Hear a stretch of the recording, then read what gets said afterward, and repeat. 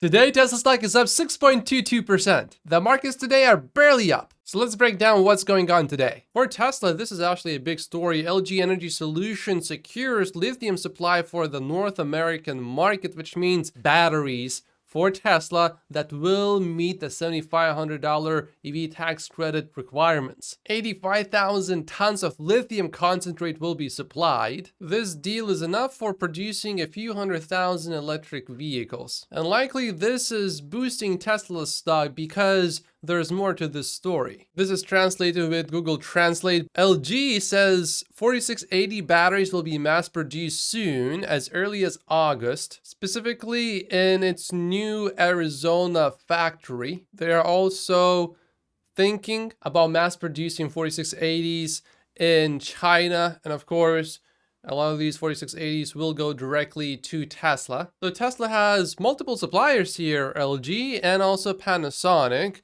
which should ensure that the Cybertruck ramps effectively. And I also assume that most likely Tesla will use 4680s in its next generation vehicle. Tesla also probably wants to use 4680s in its Tesla semis. So these batteries are pretty important to Tesla. Another reason why Tesla stock is up today is because Cathie Wood purchased not a huge amount of Tesla stock, but it's substantial. It's over $20 million worth of Tesla stock when you add up all of her purchases. Very roughly, it's maybe about $27 million.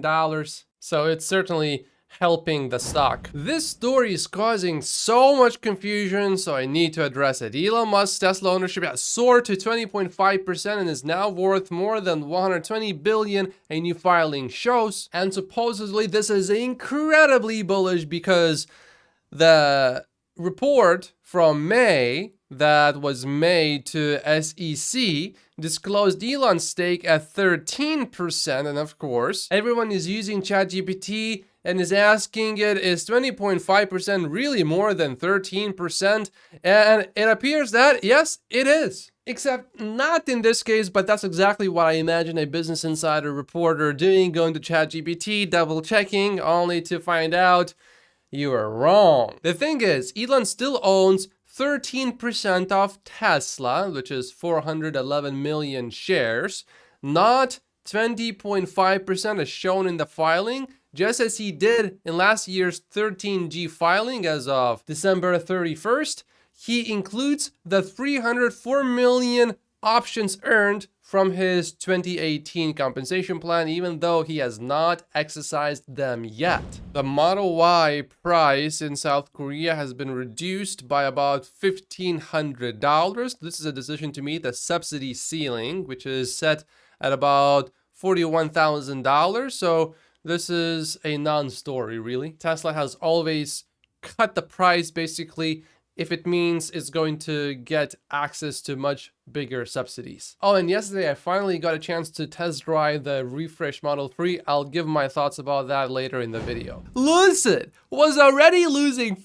$400,000 per each EV sold, but now they decided to lose about $8,000 more per each EV sold. I mean, if you're already losing that much, $8,000 more is not really going to make a big difference. You're gonna go bankrupt anyway, right? So they cut the prices by $8,000. If you are an investor of Tesla, this is of course going to be good news because Lucid is getting a bit closer to their bankruptcy. Although a part of me is a bit sad because I like seeing more EVs on the roads, and if they keep heading in this direction, there are not going to be new Lucids being made anymore. The CEO of Lucid, Peter Rawlinson, he got paid $379 million in 2022. How do you get paid for underperforming so badly? The stock currently is just in free fall. It's down 64% almost since its IPO. Meanwhile, Tesla is up 15,000% since its IPO. And it's only gonna get higher in the long term. In the short term, no one really knows what's gonna happen. It could drop a lot. But here's something interesting. You know how yesterday I said that Morgan Stanley report to me sounds bullish compared to what happened before? No one really knows, of course, what's gonna happen exactly, but Surprise, surprise, the stock is up today. Seems like everyone thinking that Tesla stock is gonna go down produces the exact opposite result. I don't believe that to be true for Lucid though. It's a zombie company at this point. You know, I personally like this. Rohan Patel is a Tesla executive and he further clarified what happened during that crash that the Washington Post said was perhaps the first FSD crash that actually involved someone passing away. He emphasized that FSD was not even downloaded. I like posts like this actually from Tesla. He says, it's important to note that the regulations force us to report an incident to NHTSA even if we have verifiable evidence that the ADAS system was not enabled, which is what caused so much confusion about this story because it was made to seem that autopilot or some other driver assist feature was definitely on based on data, but no, it's only based on hearsay. This FSD engineer worked at Tesla for 7 years and he's also a Tesla investor. He thinks that FSD version 12 end-to-end approach is very promising and that he's very confident Tesla will have its FSD Chad GPT moment. It's based on his understanding and experience of testing version 12. You know, seeing Elon excited about FSD is one thing, but seeing Tesla engineers excited about FSD, I think puts it on a different level of excitement because generally speaking, Tesla engineers have been a lot more conservative. So that's of course good to see. Keep in mind that he's no longer a Tesla and he's now an investor. So take it for what it's worth. Tesla has rolled out some cold weather supercharging improvements. You know how before supercharging, there's a message that says preconditioning battery for fast charging when you are navigating to a supercharger. Tesla has now supplemented this message telling the driver how much time is left for the battery to warm up sufficiently for optimal fast charging. Additionally, my Canadian friends will really like this. The update introduces an automatic warming of the charge port, so you never need to worry about the charge port not opening possibly immediately because it's so cold. But there's more. Another feature of the update is that the range estimation now includes battery age as a consideration in its calculations. And maps now display accidents and closed road markings. We have not heard much about India, but there is a bit of an update today. India is considering offering concessional import duties to foreign car manufacturers like Tesla to boost its electric vehicle market. The central government is finalizing a policy which will allow a 2 to 3 year window with reduced import taxes in exchange for bank guarantees and a commitment to feature local manufacturing by Tesla. Currently, if Tesla wanted to sell, let's say, Model Ys, it would have to pay 100% import duties on each vehicle. After criticizing FSD Beta a lot in the last few days, Electric has published this article, which at first seems like it's further criticizing FSD, but not really, actually, if you read the article. Tesla full self-driving beta saved me once and tried to kill me twice. Now, you could argue that this is a net positive. I was able to correct FSD beta the 2 times it almost killed me, and if it hadn't reacted in the traffic on the last example, I most likely would have had a crash. I would agree with that. My general take is that it is safer to drive with FSD beta than without, as long as you are paying as much or more attention as you would if you were driving without. I would also generally agree with that, especially in places where I know FSD would not try to disengage every 20 seconds. For example, let's say I'm going through a construction zone and it disengages. I usually almost never turn it back on immediately because almost every time I did before, it would just disengage within 5 seconds again. That's FSD 11. Maybe FSD 12 will be very different. But I certainly agree that with FSD on, I think driving is generally safer because it's almost like you have this another entity, human being, virtual human being, artificial human being that's paying attention to what's happening.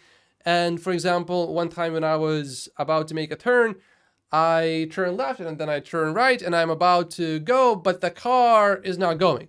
The car was on FSD and I was like, why is it not going? And then I look left again and I see that the car came out of this almost nowhere, not exactly nowhere, but I didn't see that vehicle. I would have seen it eventually, but it would have been an uncomfortable situation. I would have probably hit the brakes rather abruptly. And FSD made that moment a lot more comfortable than it otherwise would have been. But on the flip side, I also had a lot of moments where FSD did something silly. This is from yesterday morning, but we can see that Cybertruck production clearly continues. You can see some Cybertrucks here and a few more here. If you have been following James for over a year, you know that in December of 2022, he sold somewhere around 180 or 190. I don't remember exactly, but it was before Tesla stock fell quite a bit more. And I believe he bought back in once Tesla cut the prices in January. So he sold and then he got back in at a pretty good price. In terms of short-term price movements, there is some credibility that he has. I certainly do not recommend to trade Tesla stock, though. I just want to be very clear about that. But he says, I think Tesla stock needs to close over $194.60 at the end of the day for sustained bullish momentum. And the stock did close significantly above that today. We have seen Neuralink, the Boring Company, and now SpaceX is seeking to convert the location of its business incorporation to Texas from Delaware. It's just a matter of time before Tesla does the same thing. And you can count on Elon Musk to have a strong grudge for the rest of his life against Delaware, most likely, unless something significantly changes over there. If your company is still incorporated in Delaware, I recommend moving to another state as soon as possible. Over 60% of all Fortune 500 companies are currently incorporated in Delaware. Nearly 80% of all IPOs in the US are registered in Delaware. Delaware was known to be a corporate-friendly state, but no more. That judge has done so much damage to the state of Delaware. The state of Delaware is going to lose so much business and revenue. Tesla's incorporation location will probably be changed during the upcoming shareholder meeting in May. Is there a way to do it sooner though? I would like it to be done sooner because something else could come up during this time.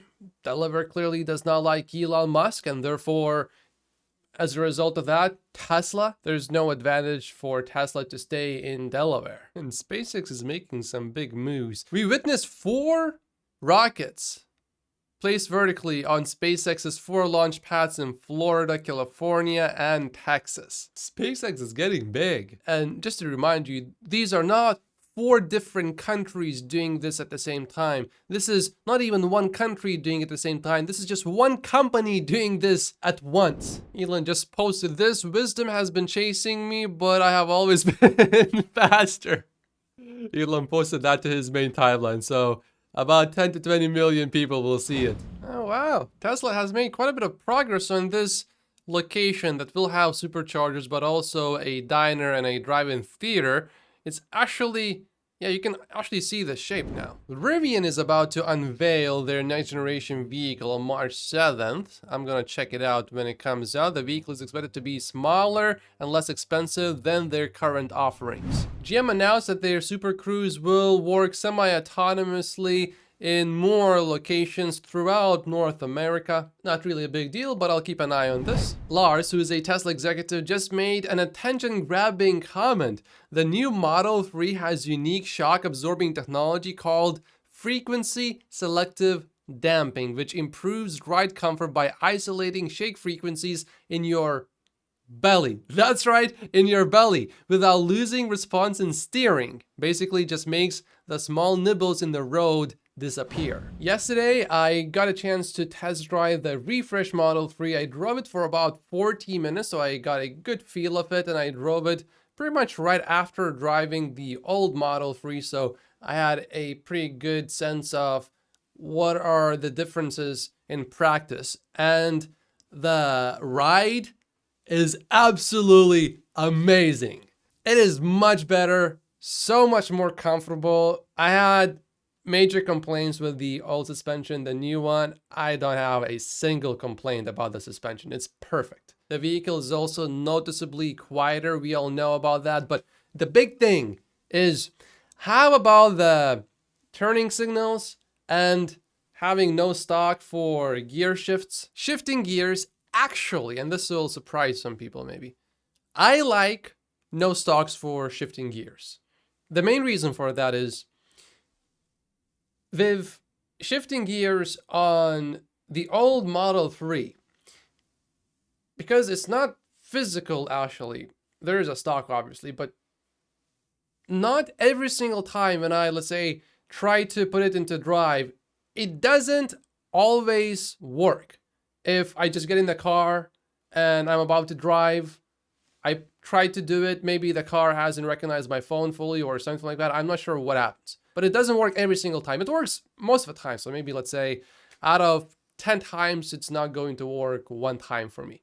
But with shifting on the screen, actually, because I can see the change visually, I can see that, yeah, it actually, the gear actually changed. I actually liked that better. And also not having the stock in front of your wheel for the gear shifting, I felt like that gives me more space. So I actually liked that part. I thought maybe I would hate it, but that part I actually like. My friend though, who owns a Model X, he does not like gear shifting, but I think he's being a bit stubborn there. However, with turn signals, at first when I got into the car and I got on the road, on the highway, I actually liked it more. As long as I can keep my hands on the steering wheel, I actually liked it more than having stocks because I don't need to move my hand as much. It's literally there already. I'm just holding my thumb there pretty much the whole time, and the buttons feel nice. You're never in doubt whether you pressed it or not. Now, roundabouts and turning signals. That's where it's a bit tricky, but I think for the most part, it's actually okay. Let me explain.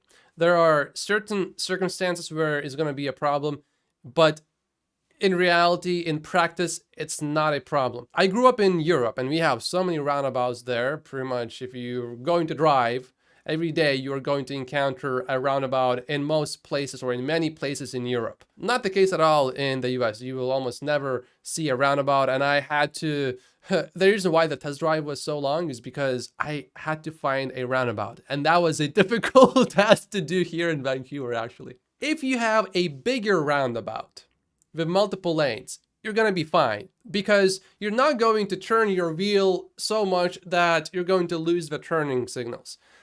So for that, it's fine, and that's where you actually want to definitely use turning signals because you got multiple lanes and you got so many vehicles and you definitely want everyone to know what you are doing.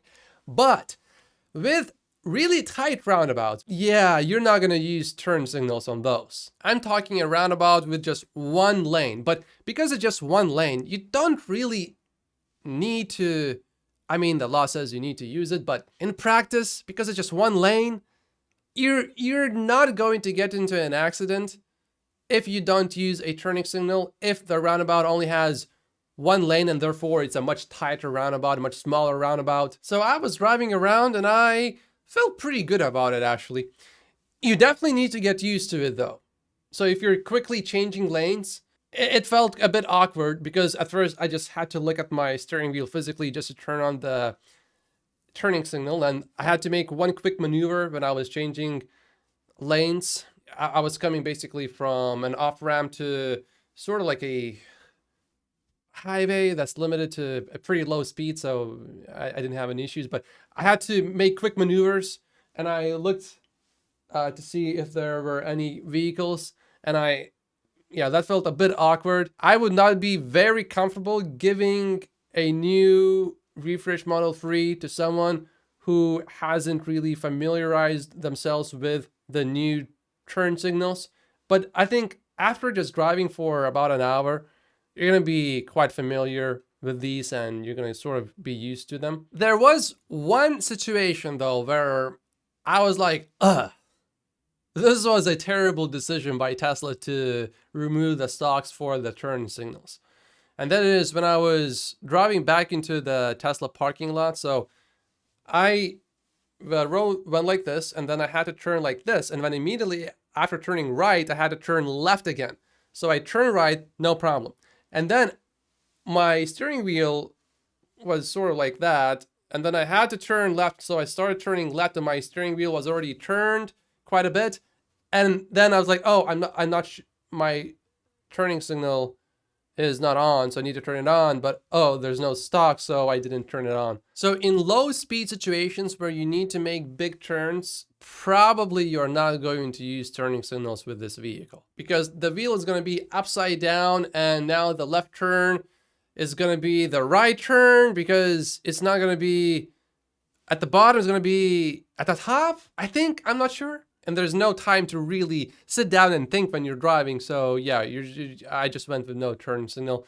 But in that situation, I don't think there was any harm to not show my turning signal. Basically, any situation that actually matters, it's no problem. Personally, I would like the stocks for the turning signals, but now that I have thought it through, it's fine. However, in places where people really want to comply with every single law, like in Germany, this I think is definitely going to be a con. Now, we also generally know that Tesla likes to sometimes get ahead of itself.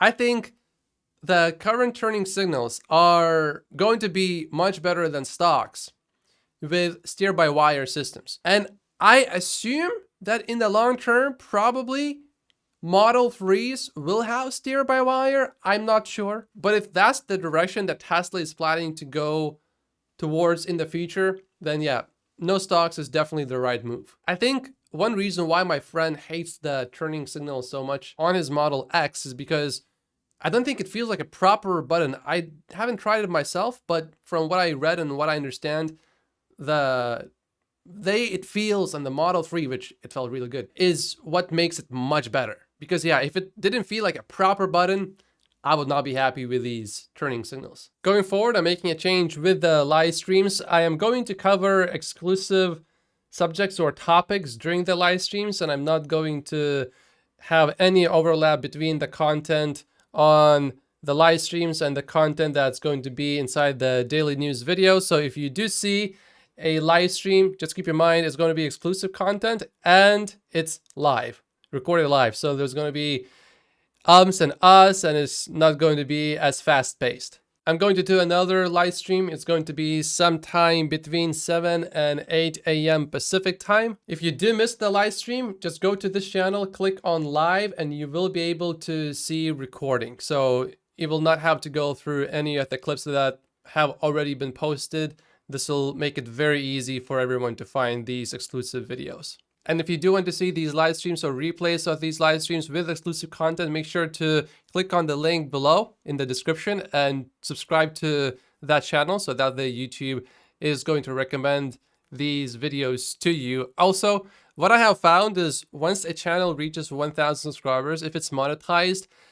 YouTube doesn't say this, but I have seen from my personal experience that definitely for sure YouTube gives monetized channels a much bigger boost in reach. And to be eligible for monetization, you need to have at least 1,000 subscribers. And the channel is almost at 1,000 subscribers, so I really appreciate all of you guys subscribing to that other channel. And I'm not planning to do these live streams on this main channel because I think that will hurt the algorithm, because I also need to be a little bit smoother with my live streams. I want to maintain that same quality, and I don't feel like I can do that yet. Maybe sometime in the distant future, maybe, but not yet. I don't want to spend hours and hours preparing for just one single live stream. The way I do them right now is I just quickly go over what I'm going to cover. Maybe it takes me a few minutes, and then I record and it's done. A 6-minute video literally takes me about 6 minutes instead of multiple hours. So another thing to keep in mind is my opinions in the live streams are not necessarily final. I will just be thinking out loud.